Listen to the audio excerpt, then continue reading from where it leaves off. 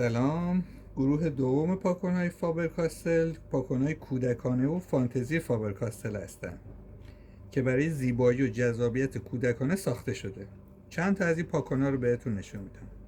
این پاکن بیزی پاکن هستند برای کودکان، چون که دستاشون کوچولوه و با کف دست در واقع پاکن رو میگیرن، باعث میشه که پاکن سر نخوره، لیز نخوره از دست کودکان و راحت تر گرفته بشه. در رنگ های مختلف هست: سیاه، سفید، قرمز، زرد، سبز و رنگ های متنوع.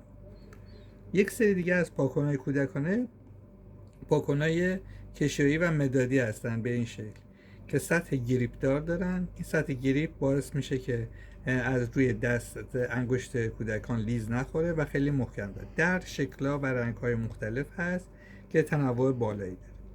بعضی از پاکن‌های دیگه پاکن‌های غلافدار فابر کاستل هستن. این غلافدار هم یک در واقع جذابیت بصری داره و هم این که لبه‌ای که دارن، این لبه ها باعث میشه که پاکن راحت تر بتونه اشتباهات و نقاشی ها رو پاک کنه. این لبه ها کمک میکنه برای پاک کردن بهتر اشتباهات در نوشتار یا نقاشی.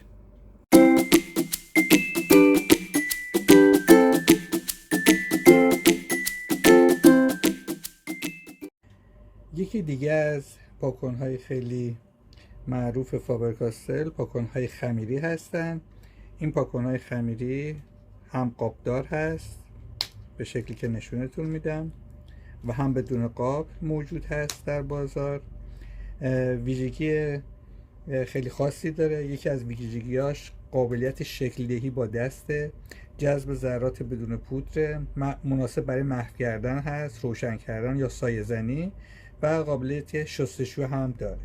اگر پاکن خمیری نتونستین پیدا کنین، از پاکن های معمولی هم میتونین برای پاکن خمیری استفاده کنین و پاکن های معمولی رو به پاکن خمیری تبدیل کنین. بهترین راه برای این کار اینه که یک چسب کاغذی در نظر بگیرین، پاکن رو بگیرین و شروع بکنین به سابیدن پاکن روی چسب. اون ضایعاتی که از پاکن در میاد به واسطه چسب کاغذ با همدیگه وصل میشن و پاکن خمیری برای شما درست میشه با کمترین هزینه.